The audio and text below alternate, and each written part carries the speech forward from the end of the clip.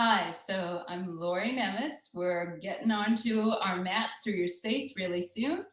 First, I want to play a little bit for this fascia and the dynamic body, spatial use and coordination by bringing out a piece of string. And you may have played with strings as a kid.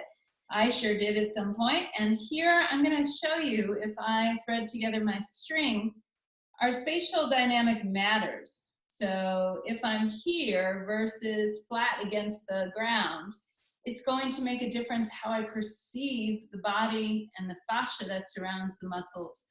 So again, this is a little bit of some of the studies that were done recently. We were looking again at the body flattened out with those collagen fibers instead of that spaciousness that we have and the dynamic quality those fibers can play with each other. So we're going to do a little bit of a practice today, playing with all of those qualities. It's something I enjoy from various parts of my work. You don't need much today. We're just going to maybe grab a yoga block, have a mat of some sort. You're welcome into this practice and play whatever your movement discipline. We're going to start out just slowly, simply, getting hands, arms warmed up. So I'm going to show you my hands really large here against the screen. We're going to fold in a couple times, bring the elbow up, circle it around. And as you do that, you may notice every time that you're bringing the elbows up, your circles may be slightly different. This is good. We want to bring slightly different qualities to the fascia. Fascia, as we know, responds well to vectors, multi-directionality, but also responds well to differences in speed and timing. Loading matters. So let's maybe do this a little bit faster as we go, starting to get this coordination into play as well.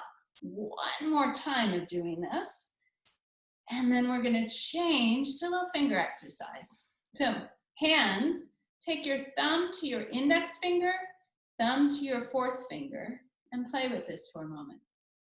Just get that coordination again. Maybe speed it up, maybe slow it down as you're there. And then get thumb to your middle finger, thumb to your pinky. Coordinate this action. Again, speeding up, maybe slowing it down as your preference may be. One hand is going to now do thumb to index, thumb to fourth. Other hand, thumb to middle, thumb to pinky. And you hold two different things in your body system. This is also for the brain as well. But fascially, this is making us kind of coordinate many, many different things at the same time. Let's switch that to the other hand. Thumb to index, thumb to fourth. Other hand, thumb to middle, thumb to pinky. And see if you can, again, get that action going. Don't worry if your brain is going, no. But these sorts of exercises really good for coordination and playing together, something we value, again, in a myofascially efficient body. I do a lot of kayaking, I do a lot of movement, and I always want to go more time, longer, for less effort. And that's some of the efficiency we bring into the body. So let's get down onto the floor. And we're going to start off here just with some little circles, simply. We're going to allow ourselves to come forwards, maybe with an inhale, maybe taking an exhale as you scoot back. Just playing with that. And again, changing the dynamics of the body system. A little faster, a little bit slower. And then switching around the other way. Our circles will never be exactly the same. That's great too for the body system. Let's play around a few more times. Circling in and letting that come arm back into the center and settling. I'm going to just take off the layer, make it easier for you to see me.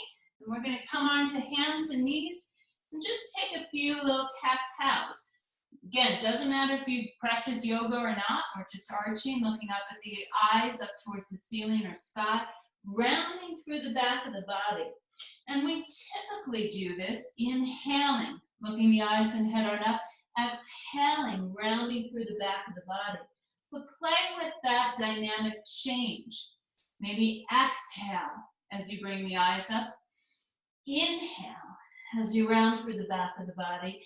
And just notice the difference that may invite into the body system. Now let's make it a little bit more dynamic as well. Taking that arch and then pushing back into child's or shell pose. Taking that up and again, taking that back into that shell or child's pose one more time.